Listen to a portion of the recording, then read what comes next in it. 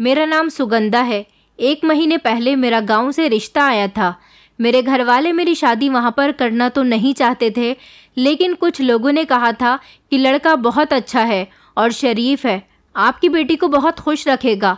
भले ही वो गांव में रहता है, मगर नौकरी तो शहर में ही करता है। अगर बेटी को अपने मायके आने की ज़रूरत पड़ी तो वो आराम से आ सकती है। मेरे मम्मी पापा जब लड़के की फैमिली से मिले तो उन्हें लड़के की फैमिली बहुत पसंद आई थी और लड़के वालों ने भी मुझे अपने बेटे के लिए पसंद कर लिया था।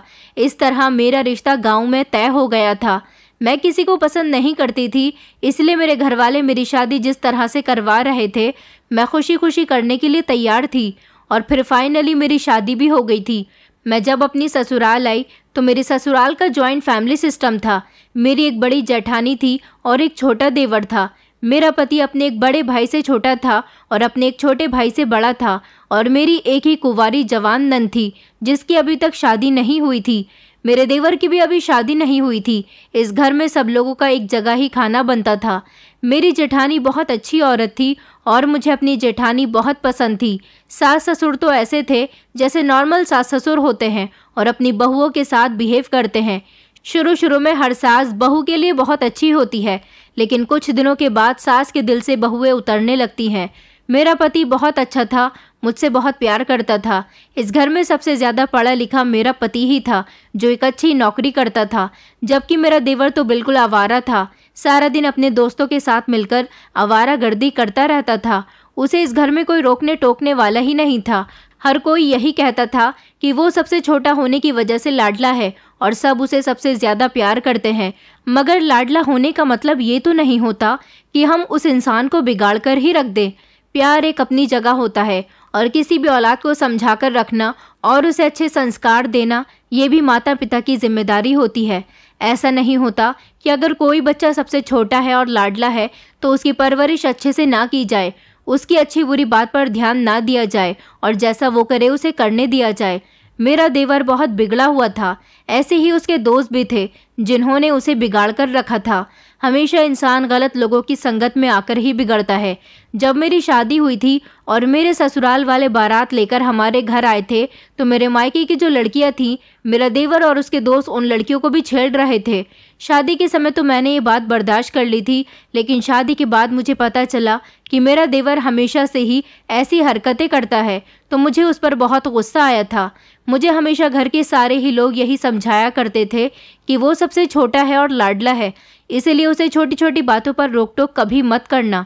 मेरा देवर इतना भी छोटा नहीं था, हट्टा कट्टा जवान था। वो चाहता तो कोई नौकरी कर सकता था या फिर पढ़ाई लिखाई भी कर सकता था, मगर मेरे सास ससुर ने ना तो उसे कभी स्कूल भेजा था और ना ही वो उसे कुछ भी गलत करने से रोकते थे। मैं तो अपने देवर से कोई बातचीत भी नहीं करती थी क्योंकि वो मुझे बिल्कुल भी पसंद नहीं था। मेरे जेठ गांव के ही एक सरकारी स्कूल में मामूली से चपरासी की नौकरी किया करते थे और जो पैसे उन्हें मिलते थे वो अपने पिता के हाथ पर लाकर रख दिया करते थे। मेरी जेठानी बहुत परेशानी भरी जिंदगी गुजार रही थी क्योंकि मेरे जेठ अपनी पत्नी की पसंद नापसंद को कभी समझते ही नहीं थे। उन्हें तो बस इतना पता होता था कि जितने पैसे उन्हें कमाने हैं वो सारे ही पैसे उन्हें अपने पिता के हाथ पर लाकर रखने हैं, और वो ऐसा ही किया करते थे। इस वजह से मेरी जेठानी की कोई भी ख्वाहिश पूरी नहीं होती थी। या तो मेरे ससुर जी को चाहिए था कि वो अपने बड़े बेटे की कमाई से थोड़े से पैसे निकालकर उसे भी दे दें। आखिर उनका भी परिवार है, उनकी पत्नी है और उनका एक 7 साल का बेटा भी था। सास ससुर के साथ जॉइंट फैमिली में रहते हुए भी मेरी जेठानी हर चीज़ के लिए तरसती थी, मगर मेरी कंडीशन ऐसी नहीं थी। मेरा पति भी अपनी सैलरी के जितने पैसे लाता था अपने माता पिता के हाथ पर रखता था, लेकिन उनमें से थोड़े से पैसे पहले ही वो निकाल कर अपने पास रख लिया करता था ताकि मेरी ख्वाहिशों को पूरा कर सके। मेरा पति मुझे शहर में कई बार घुमाने भी ले गया था। मेरी एक जवान नंद थी, बहुत समझदार और सुलझी हुई लड़की थी। ना तो कभी वो अपनी भाभीयों के बीच आकर बैठती थी और ना ही कभी उसे हम लोगों से कोई मतलब होता था। वो सिर्फ अपने काम से काम रखती थी। घर के सारे काम मैं और मेरी जेठानी ही करते थे। मेरी नंद जब देखती कि हम दोनों खाना बनाने में बिजी हो चुके हैं तो वो भी हमारा हाथ बटाने के लिए आ जाती थी।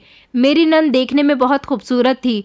मैंने जब उसे पहली बार देखा था तभी अपने मन में ठान लिया था कि मैं इसे अपनी भाभी बनाकर रहूंगी, और जब से मैं इस घर में आई थी तो वो मुझे और ज़्यादा पसंद आने लगी थी, क्योंकि वो बहुत ही शांत बिहेवियर की लड़की थी। मेरे भाई भी कुछ ऐसा ही था। भले से ही मेरी नंद पढ़ी लिखी नहीं थी, लेकिन वो एक समझदार लड़की थी। ससुर जी भी बस ठीक ठाक ही थे। वो ज़्यादातर अपनी पत्नी के कहने में ही रहते थे। मेरी सास हम बहुओं पर हमेशा रोक टोक करती रहती थी। वैसे भी नॉर्मल सासें होती ही ऐसी हैं। हम लोगों की ज़िंदगी इसी तरह से गुजर रही थी। मुझे जब अपने मायके जाना होता था तो मैं अपने पति के साथ उनके ऑफिस टाइम पर उनके साथ साथ निकल जाती थी, और फिर जब रात को वो घर आते थे तो मैं उनके साथ अपने ससुराल वापस आ जाती थी। मुझे ससुराल में खुश देखकर मेरे घर वाले भी मुझसे बहुत खुश थे, और उन्हें सुकून था कि उनकी बेटी अपने ससुराल में खुश रह रही है। एक दिन हम लोग रात का खाना खा रहे थे। मेरा देवर काफ़ी दिनों से रात को बहुत लेट आ रहा था। मैंने अपने पति से कई बार अपने देवर की शिकायत की थी, क्योंकि रात के टाइम पर जब मेरा देवर दरवाज़ा बजाता था तो कोई भी दरवाज़ा नहीं खोलता था। नींद से जागकर मुझे ही दरवाज़ा खोलना पड़ता था, और मुझे इस बात पर बहुत गुस्सा भी आता था। मैंने अपने पति से जब उसकी शिकायत की थी तो मेरे पति को मेरी बात का बुरा लगा था। उन्होंने कहा था कि तुम अगर दरवाज़ा खोल देती हो तो इसमें कोई बड़ी बात नहीं है, जितनी तुमने इसको बड़ी बना दिया है। एक दिन जब हम लोग एक साथ खाना खा रहे थे तो अचानक हमें बाहर से शोर की आवाज़ सुनाई दी। जब मेरे जेठ और मेरा पति दरवाजे पर देखने गए कि आखिर किस बात का शोर हो रहा है, तो पता चला कि मेरा देवर किसी से झगड़ा करके आया है। उसका झगड़ा इतना बड़ा हुआ था कि उसके सर से खून बह रहा था। मेरा पति और मेरे जेठ दोनों ही उसको डॉक्टर के पास ले गए थे। डॉक्टर से उसकी ड्रेसिंग करवाई। फिर जब वो लोग घर आए तो उससे झगड़े की वजह पूछी थी। मेरे देवर ने बताया था कि उसके एक दोस्त ने उसके पैसे चोरी कर लिए थे, इसलिए उसका अपने दोस्त के साथ ही झगड़ा हुआ था। ये बात उस समय तो जैसे तैसे रफा दफा हो गई थी। अगले दिन जब मैं पड़ोस वाली आंटी के घर गई तो मुझे अपने देवर की एक नई हकीकत के बारे में पता चला था। मैं वहाँ पर इसीलिए गई थी क्योंकि पड़ोस वाली आंटी की छत और हमारी छत एक दूसरे से मिली हुई थी। मैंने छत पर अपनी साड़ी सुखाने के लिए डाली थी, जो कि हवा के झोंके से पड़ोस वाली आंटी की तरफ जाकर गिर गई थी। मैं उनके घर से वही लेने के लिए गई थी। साड़ी लेने के बाद उन्होंने मुझे अपने पास बातें करने के लिए बिठा लिया था और कहा था कि कभी कभी हमारे घर भी आ जाया करो। वो इतनी मोहब्बत से बात कर रही थी तो मैं इसलिए उनके पास थोड़ी देर बातचीत करने के लिए बैठ गई थी। उनकी बेटी मेरे लिए चाय भी बनाकर ले आई थी। इस तरह हम लोग चाय पीते पीते बातें कर रहे थे जब उन्होंने बातों ही बातों में मुझे रात वाले हादसे के बारे में बताया। उन्होंने कहा, कल रात तुम्हारे देवर का किसी से झगड़ा हो गया था। मैंने कहा, जी, वो बस उसके दोस्त ने उसके पैसे चोरी कर लिए थे। इस बात पर उन दोनों के बीच बहस हो गई और उसके दोस्त ने ईंट उठाकर उसके सर पर मार दी, जिसकी वजह से उसके सर से खून बह रहा था। मेरी बात सुनकर पड़ोस वाली आंटी हंसने लगी और कहने लगी कि तुम्हारी शादी को अभी कुछ समय हुआ है, इसलिए तुम अभी अपने देवर के बारे में कुछ नहीं जानती हो। मैंने कहा, आप क्या कहना चाहती हैं? तो उन्होंने मुझे बताया कि तुम्हारे देवर के दोस्त से उसका झगड़ा नहीं हुआ था, बल्कि पीछे वाली गली में जो लड़की रहती है उसके भाई से झगड़ा हुआ था। उसके भाई ने ही ईंट उठाकर तुम्हारे देवर के सर पर मारी थी, क्योंकि तुम्हारा देवर उसकी बहन को छेड़ रहा था। आंटी के मुंह से ये बात सुनकर मैं दंग रह गई थी। क्या मेरा देवर ऐसा था? मुझे तो अपने देवर के बारे में उनसे ये बात सुनकर बहुत शर्मिंदगी महसूस हो रही थी। उसे शर्म नहीं आती थी दूसरों की बहन बेटियों को छेड़ते हुए। वो ये भी नहीं सोच रहा था कि उसके घर में भी उसकी एक जवान बहन बैठी हुई है। अगर कोई उसकी बहन को छेड़ेगा तो उसे कैसा लगेगा। आंटी के घर से तो मैं शर्मिंदा होती हुई आ गई थी, लेकिन मैंने देखा था कि मेरी सास अपने बेटे को बहुत प्यार कर रही थी, उसका बहुत ख्याल रख रही थी। इस तरह से उसका ख्याल रखा जा रहा था जैसे उसका किसी से झगड़ा नहीं हुआ था, बल्कि उसका बहुत बड़ा एक्सीडेंट हो गया हो। मैं जब घर आई तो मैंने इस बारे में अपनी जेठानी को बताया था, तो मेरी जेठानी कहने लगी कि उन्होंने तुम्हें बिल्कुल ठीक बताया, हमारा देवर ऐसा ही है। मैंने अपनी जेठानी से कहा, जब आप भी उसके बारे में सब कुछ जानती हैं तो फिर आपने सास से कभी शिकायत करने की कोशिश क्यों नहीं की? तो मेरी जेठानी कहने लगी कि कौन उसकी टेंशन अपने दिमाग पर सवार करेगा। तुम नहीं जानती हो कि ये लोग उसे बच्चा समझते हैं, मगर सबको ये नहीं पता कि ये बच्चा बाहर कितने गुल खिलाता है। मेरी जेठानी ने कहा कि इस घर में चाहे जो हो जाए, मैं तो किसी से कुछ नहीं कहने वाली हूँ। ये कहकर मेरी जेठानी खामोश हो गई थी, क्योंकि आजकल का ज़माना ऐसा है कि हर कोई अपने ही बारे में सोचता है। दिन इसी तरह से गुजरते जा रहे थे। मेरा देवर कभी कोई कांड करता तो कभी कोई कांड करता था। मैंने कई बार अपनी सास से कहा था कि आप अपने छोटे बेटे पर ध्यान दिया करो, अब वो काफ़ी बड़ा हो चुका है, बच्चा नहीं है। सारा दिन आवारागर्दी करता फिरता है। उसे कोई काम सिखाइए, किसी काम पर भेजिए ताकि वो कुछ पैसे कमा कर ला सके। इस तरह तो कोई उसे अपनी बेटी भी नहीं देगा। आखिर ऐसा कब तक चलेगा? कब तक आप लोग उसे बच्चा समझते रहेंगे? मेरी इस बात पर मेरी सास ने मेरी शिकायत मेरे पति से लगा दी थी और कहा था कि तुम्हारी पत्नी को हमेशा मेरा छोटा बेटा खलता रहता है। मेरे पति ने भी मुझे डांटा था कि आखिर तुम्हें मेरे भाई से क्या प्रॉब्लम है? वो जो करता है उसे करने दो, तुम अपनी ज़िंदगी पर ध्यान दो। मैं जानता हूँ कि अभी वो गैर जिम्मेदार है। हम लोग उसकी शादी कर देंगे तो उसे जिम्मेदारी की समझ आ जाएगी। अब मुझे ही देख लो, शादी से पहले मैं बिल्कुल भी जिम्मेदार नहीं था। जब से तुम्हारे साथ शादी हुई है, हर एक जिम्मेदारी को अच्छी तरह से समझने लगा हूँ। मैंने अपने पति की इस बात पर उसे जवाब दिया था कि कभी भी अपने भाई की शादी करने के बारे में मत सोचना, क्योंकि तुम्हारा भाई एक आवारा टाइप का लड़का है और ऐसे लड़कों की शादी तब तक नहीं करनी चाहिए जब तक वो सुधर न जाए। शादी करने के बाद तुम्हारे भाई की ज़िंदगी पर तो कोई असर नहीं पड़ेगा। उस लड़की के बारे में सोचो जिसके साथ उसकी शादी होगी, उसकी ज़िंदगी तो बर्बाद हो सकती है। मेरी इस बात पर मेरे पति को बहुत गुस्सा आया था और उन्होंने कहा था कि तुम अपनी ज़ुबान बंद रखो, तुम्हें हमारे घर के मैटर में बोलने की कोई ज़रूरत नहीं है। भाभी को देखा है, किसी भी बात में नहीं बोलती, हमेशा खामोश रहती हैं। और एक तुम हो कि घर के हर मामले में टांग अड़ाती हो। लोग सही कहते थे कि शहर की लड़कियां ज़बान चलाने में बहुत माहिर होती हैं। तुम बिल्कुल ऐसी ही हो। अपने पति की बात सुनकर मैं हैरान हो गई थी कि आखिर मेरे पति को क्या हो गया था। मेरे देवर के बारे में तो इस घर में कोई भी उसके लिए कुछ गलत सुन ही नहीं सकता था। न जाने ये लोग उस पर इतना विश्वास क्यों करते थे। कुछ दिन इसी तरह से गुजर गए थे जब एक दिन हम पर हैरानी का पहाड़ टूट पड़ा था, क्योंकि ये हैरान होने वाली ही बात थी। मेरे जिस देवर को मेरे सारे ही ससुराल वाले बच्चा समझते थे, वो अपनी मर्जी से शादी करके एक लड़की को हमारे घर ले आया था। उसको इस तरह से अचानक शादी करते हुए देखकर सब लोग हैरान रह गए थे।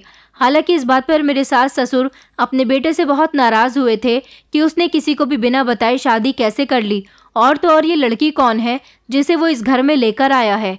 मेरे देवर ने कहा था कि अब ये मेरी पत्नी है और ये यहीं पर रहेगी। घर के सारे ही लोगों ने मेरे देवर की पत्नी को एक्सेप्ट तो कर लिया था, क्योंकि वो इस अनजान लड़की को कोर्ट मैरिज करने के बाद ही घर में लेकर आया था। इसलिए अब कुछ भी कहने का कोई फ़ायदा नहीं था। लेकिन जिस लड़की के साथ मेरे देवर ने शादी की थी, वो किसी को भी अच्छी नहीं लगी थी, क्योंकि शक्ल से ही वो लड़की चालाक और बड़ी शातिर लग रही थी। मैं तो इस बात पर हैरान थी कि मेरे देवर को इस तरह शादी करते हुए शर्म नहीं आई, जबकि उसकी जवान बहन घर में बैठी हुई थी। सब लोगों ने इसीलिए मेरे देवर की पत्नी को एक्सेप्ट कर लिया। शायद अब उसे अपनी जिम्मेदारी का एहसास हो जाएगा और अब वो अपने बिगड़े हुए दोस्तों के साथ घुलना मिलना भी बंद कर देगा। और फिर ऐसा ही हुआ था। धीरे धीरे मेरा देवर कुछ जिम्मेदार बनता गया और मेरे बड़े जेठ के साथ काम पर जाने लगा। इस तरह मेरी देवरानी, जिसको घर में पहले किसी ने पसंद नहीं किया था, धीरे धीरे वो मेरी सास की फेवरेट बन गई थी। बेटा तो वैसे भी उनका फेवरेट ही था। अब वो अपनी छोटी बहू के भी गुण गाने लगी थी।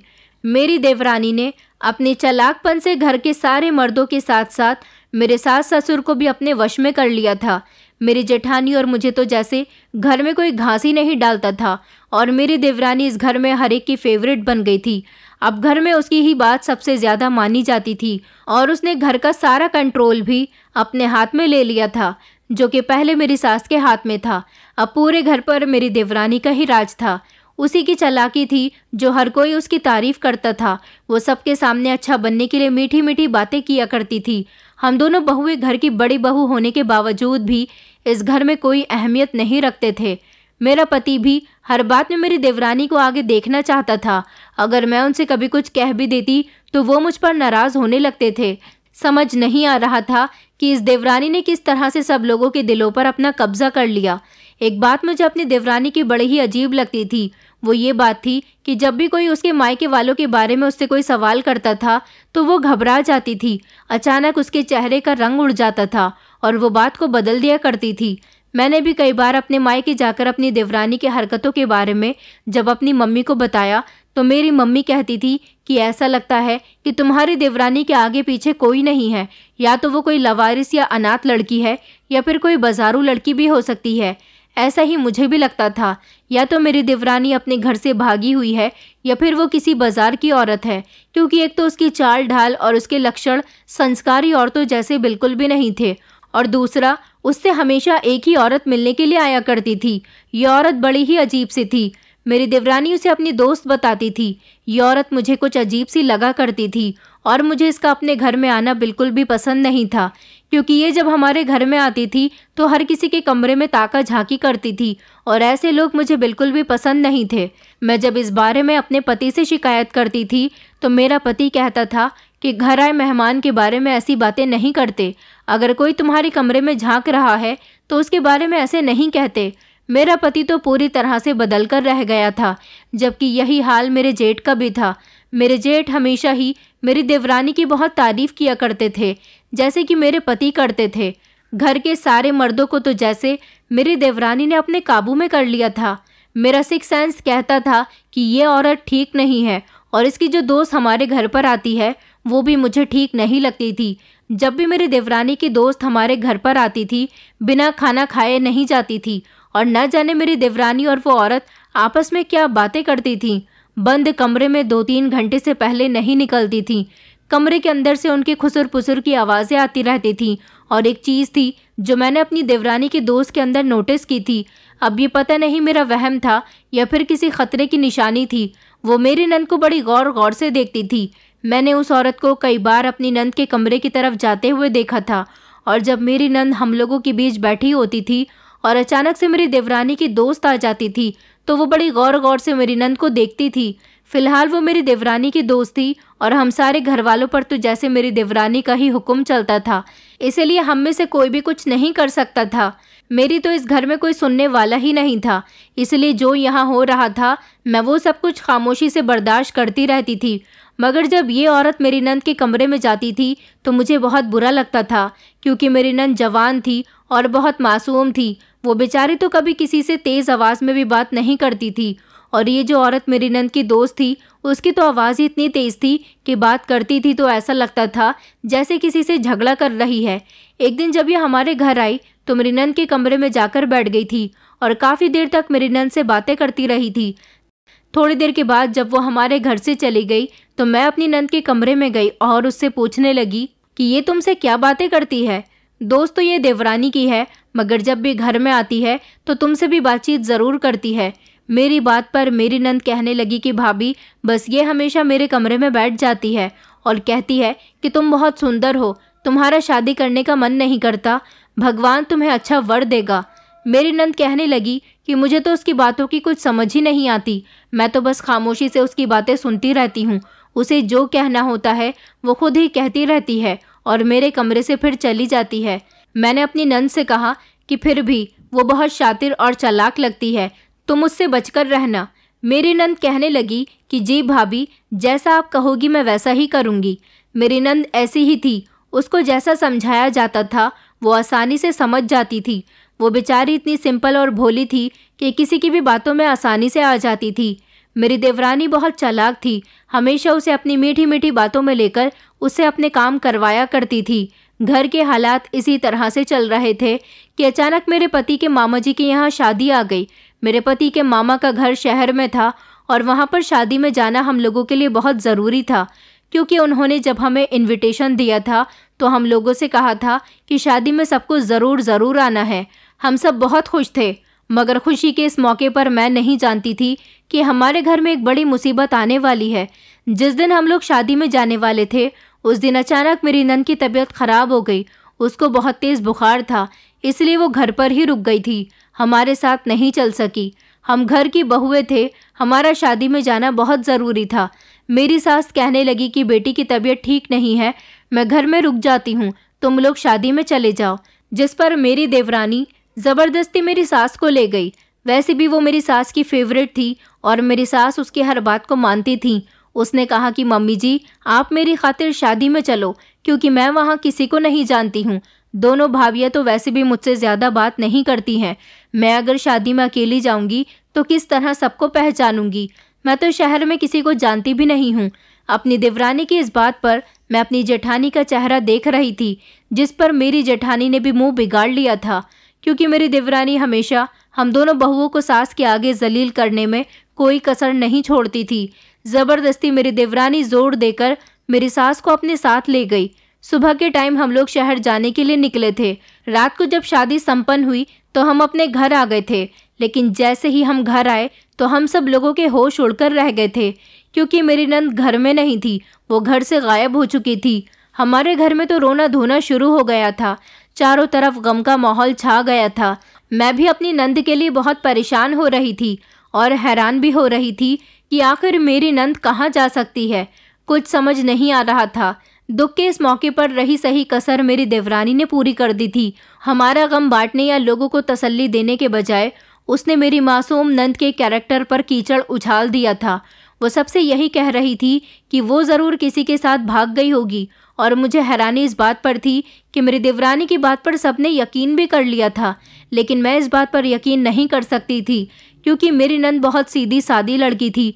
उसका किसी लड़के के साथ कोई कांटेक्ट ही नहीं था, और ना ही वो बेचारी कभी घर से बाहर निकलती थी, तो फिर वो किसी के साथ कैसे भाग सकती थी।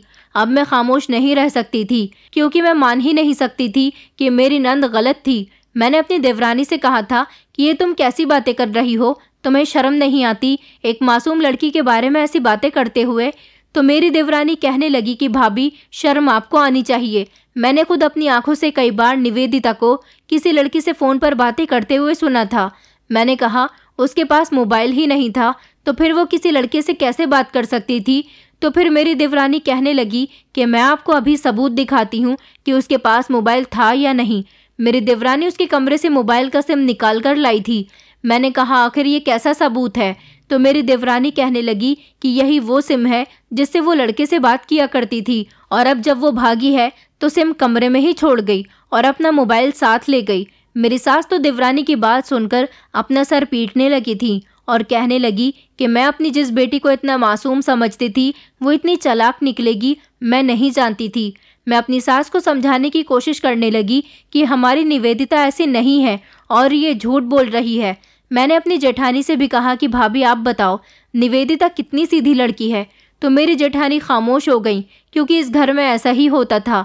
कोई भी किसी का साथ नहीं देता था, सब अपना अपना देखते थे। लेकिन मैंने ठान लिया था कि मैं निवेदिता को बदनाम नहीं होने दूंगी।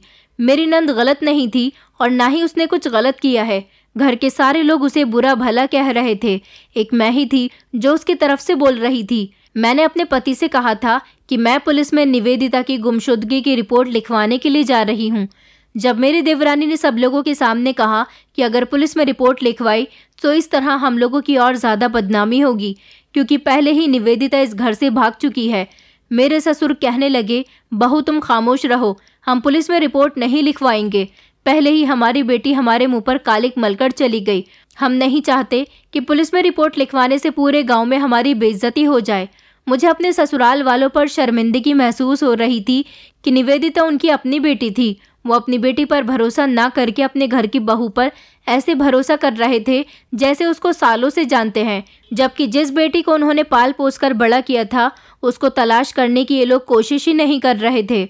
मुझे निवेदिता की फिक्र हो रही थी कि कहीं उस बेचारी के साथ कुछ गलत तो नहीं हो रहा।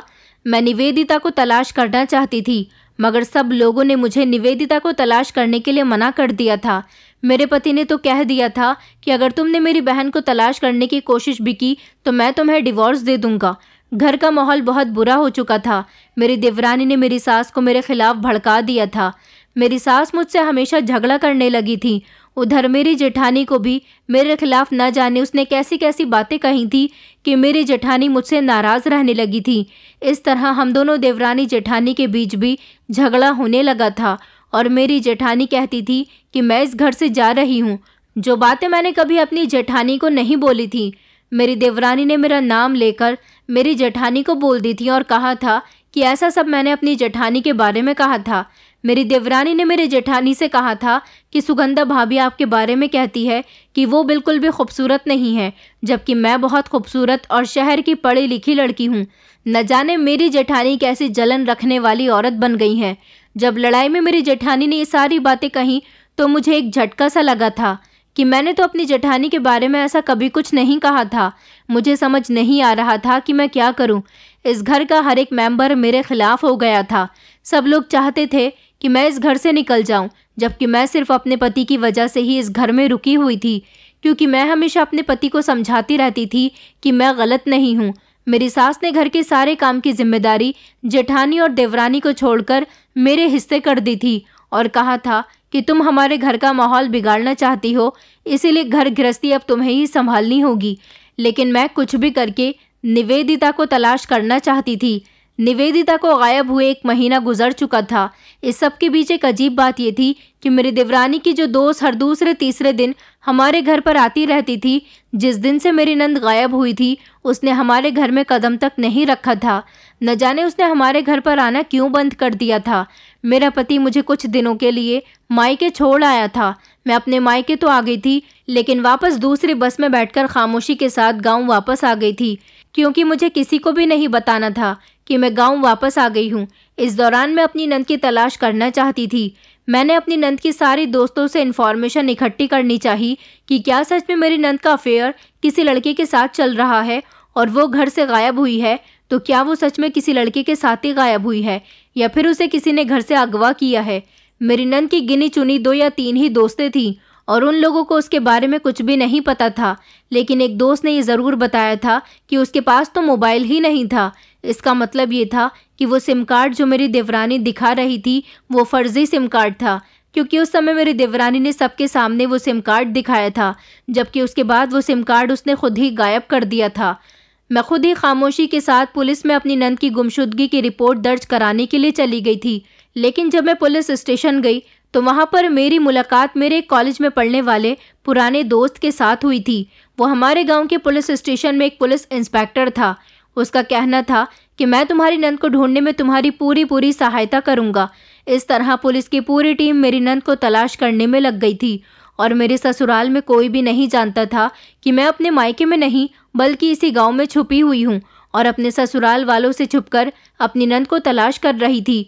मुझे 2 दिन गुजर गए थे जब पुलिस के खबरियों ने पुलिस को इन्फॉर्मेशन दी कि मेरी नंद को हमारे ही गाँव में बने कोठे पर देखा गया है। पुलिस इंस्पेक्टर ने मुझे कोठे के 2-3 आदमियों का फोटो दिखाया था जो कुछ आरोप की वजह से अपनी थोड़ी बहुत सज़ा जेल में काट चुके थे। उनका रिकॉर्ड पहले से ही पुलिस के पास था। इनमें से मैं किसी को नहीं पहचानी थी, मगर एक लड़का ऐसा था जिसको मैं पहचान गई थी। वो मेरे देवर का दोस्त था। इसको मैंने एक बार देखा था जब मेरे देवर के सर में चोट लगी थी। ये लड़का मेरे देवर से हमारे घर पर मिलने के लिए आया था, लेकिन ये सोचकर मेरे होश उड़ गए थे कि क्या निवेदिता को कोठे पर भेजने में मेरे देवर का हाथ है। पुलिस ने कोठे पर छापा मारने के लिए मुझे अपने साथ चलने के लिए कहा था कि मैं वहां चलकर अपनी नंद को पहचान सकूं, क्योंकि कोठे पर तो बहुत सारी लड़कियां होती हैं। मैं जैसे ही पुलिस के साथ वहां पर गई तो मेरे पैरों तले से ज़मीन निकल गई थी, क्योंकि वहां पर पुलिस ने छापा मारने के दौरान जिन लोगों को अरेस्ट किया था वहां पर उनमें से एक औरत वो भी मौजूद थी जो मेरी देवरानी की दोस्त थी और मेरी नंद भी मुझे कोठे पर मिल गई थी। पुलिस वालों ने इन सबको अरेस्ट करने के बाद उनकी खूब धुलाई की थी। मेरी नंद ने अपना बयान पुलिस को दे दिया था कि इन लोगों ने उसे घर से किडनैप किया था। इस तरह मेरी नंद के आरोपियों को तो सज़ा मिल गई थी, लेकिन असल आरोपी तो हमारे घर में छुपे बैठे थे। मेरी नंद ने बताया था कि उसे उसके घर से गायब करवाने में उसके भाई और भाभी का हाथ है। दरअसल मेरा देवर शुरू से ही बहुत बिगड़ा हुआ था और उसे कोठे पर जाने का बहुत शौक था। उसे मेरी देवरानी पसंद आ गई थी और मेरी देवरानी को भी मेरा देवर पसंद आ गया था। मेरा देवर उसे प्रपोज कर चुका था। मेरी देवरानी ने इस बात का फ़ायदा उठाया, क्योंकि अब वो कोठे की ज़िंदगी से तंग आ चुकी थी और अपना घर बसाना चाहती थी। मगर कहते हैं कि चालाक इंसान हमेशा चालाक ही रहता है और अपनी चालाकी से अपने पैर पर खुद कुल्हाड़ी मारता है। मेरी देवरानी ने हमारे घर में आकर उसके बीच रुकावट करने वाले लोगों की घर में कोई इज्जत नहीं बनने दी थी। मेरा देवर भी ये बात बहुत अच्छी तरह से जानता था कि हम दोनों बहुएं बहुत ज़्यादा समझदार हैं। घर में किसी को भी शक न हो जाए कि मेरी देवरानी कोठे से आई हुई है, इसलिए मेरी देवरानी ने सबका दिल जीत लिया। वैसे भी वो मर्दों का दिल लुभाने में बहुत माहिर थी, इसलिए मेरे ससुर, मेरा पति और मेरे जेठ हर कोई उसकी भाषा बोलता था और मेरी सास भी उसके जैसी ही हो गई थी। मेरी देवरानी अपनी ससुराल में अच्छी ज़िंदगी गुजार रही थी, लेकिन वो औरत जिसको मेरी देवरानी अपनी सहेली बताती थी वो उसकी सहेली नहीं थी, बल्कि इस कोठे की बाई थी और मेरी देवरानी की बहन थी। वो हमारे घर पर इसीलिए आती थी ताकि उसकी बहन वापस कोठे पर आ जाए और अपना धंधा शुरू कर दे, क्योंकि मेरे देवरानी कोठे की शान थी और उसके ना होने की वजह से कस्टमर आना भी कम हो गए थे। मेरी देवरानी की बहन परेशान हो गई थी तभी वो हमारे घर पर आकर मेरी देवरानी से कहती थी कि तुम वापस कोठे पर चलो और अपना धंधा शुरू करो, मगर मेरी देवरानी उसके साथ नहीं जाना चाहती थी। फिर जब उसकी बहन की नज़र मेरी नंद पर पड़ी तो उसने मेरी देवरानी से कहा था कि अगर तुम वापस नहीं आना चाहती तो तुम अपनी नंद को मेरे साथ भेज दो, क्योंकि वो कुंवारी भी है और बहुत खूबसूरत है, उसकी हमें अच्छे खासे दाम मिलेंगे। इन दोनों बहनों ने मिलकर प्लान बनाया था और इस तरह जब हम लोग शादी में चले गए तो अकेलेपन का फ़ायदा उठाते हुए मेरी नंद को घर से ही किडनैप करवा लिया गया था और सबके दिल में ये यकीन डाल दिया था कि मेरी नंद किसी लड़के के साथ भाग चुकी है। उसके लिए सबके दिल में यकीन डालना बहुत आसान था, क्योंकि वो पहले ही सबका भरोसा जीत चुकी थी। मैं अपनी नंद को कोठे से तो बचा चुकी थी, क्योंकि पुलिस ने मेरा पूरा साथ दिया था। अब मैं उसे घर लेकर चली गई और मेरी नंद ने अपने मुंह से सब कुछ सच सच बता दिया और ये भी बता दिया कि मेरा देवर इस बारे में सब कुछ जानता था, लेकिन फिर भी उसने उसे ढूंढने की कोशिश नहीं की। मेरा देवर देवरानी को वापस कोठे पर नहीं भेजना चाहता था, इसीलिए वो भी राज़ी हो गया था कि उसकी बहन ही अगर कोठे पर चली जाएगी तो ठीक रहेगा। मेरे ससुराल वाले अभी भी मेरी नंद को डांट रहे थे। उस बेचारे की कोई गलती नहीं थी, मगर जब उसने बताया कि सब लोगों को जेल हो चुकी है और अब पुलिस भाभी को पकड़ने के लिए आ रही है, तो मेरी देवरानी के रोंगटे खड़े हो चुके थे, क्योंकि मेरी नंद ने अपने भाई और भाभी के खिलाफ भी रिपोर्ट दर्ज करवा दी थी। उसके बाद मेरे देवर देवरानी ने अपना जुर्म एक्सेप्ट कर लिया था और उनकी सच्चाई सब लोगों के सामने खुलकर आ चुकी थी। मेरी नंद पिछले 1 महीने से अत्याचार का शिकार हो रही थी, क्योंकि कोठे पर उससे धंधा करवाया जा रहा था और सबको लगता था कि वो किसी लड़के के साथ भाग गई है। मेरे तलाश करने पर मेरी नंद मिल चुकी थी, वरना मेरी ससुराल में तो कोई भी उसे तलाश करने के लिए तैयार ही नहीं था। निवेदिता बार बार मेरा एहसान मान रही थी और उसका कहना था कि वो अब इस घर में नहीं रहेगी, लेकिन मेरे सास ससुर और घर के बाकी सारे लोगों को इस बात का एहसास हुआ कि उनकी बेटी के साथ बहुत गलत हुआ, तो उन्होंने खुद ही मेरी देवरानी और देवर को पुलिस के हवाले कर दिया था। मेरे घर वालों ने मेरी नंद से माफ़ी मांगी थी और साथ ही साथ मुझसे भी माफ़ी मांगी थी, जिसने इस बात पर यकीन ही नहीं किया था कि मेरी नंद किसी के साथ भाग चुकी है, जबकि मैं शुरू से ही यही कह रही थी कि मेरी नंद को किडनैप किया गया है। यह हादसा हो जाने के बाद मेरी नंद अपनी किस्मत पर फूट फूट कर रोई थी, मगर फिर हम लोगों ने उसे तसल्ली दिलाई थी कि हम तुम्हारी शादी अच्छे परिवार में करेंगे, और फिर ऐसा ही हुआ था। मैंने अपनी नंद की शादी अपने भाई के साथ करवा दी थी। मेरे भाई ने उसे खुशी खुशी एक्सेप्ट कर लिया था। मेरी नंद मेरे भाई के साथ खुशी खुशी ज़िंदगी गुजार रही है, लेकिन मेरे ससुराल वाले आज भी इस बात पर शर्मिंदा होते हैं कि जिस लाडले बेटे को उन्होंने इतनी छूट दी थी, उसी लाडले बेटे ने अपनी सगी बहन के साथ इतना गलत किया था। आखिर हमारे समाज के रिश्तों को ये क्या हो चुका है कि कोई भी रिश्ते की कदर नहीं करता। मेरी देवरानी तो थी ही एक बाजारू औरत, इसलिए उसका दिमाग भी ऐसा ही था, मगर मेरा देवर तो ये समझ सकता था कि उसकी बहन कितनी मासूम है।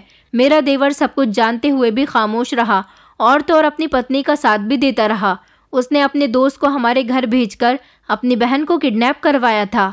मैं कहना चाहती हूँ कि आप लोग ज़रूर अपने छोटे बच्चों से प्यार करें, मगर प्यार करते करते इतने अंधे ना हो जाएं कि उनकी अच्छी बुरी हरकतों को समझने की कोशिश ही ना करें।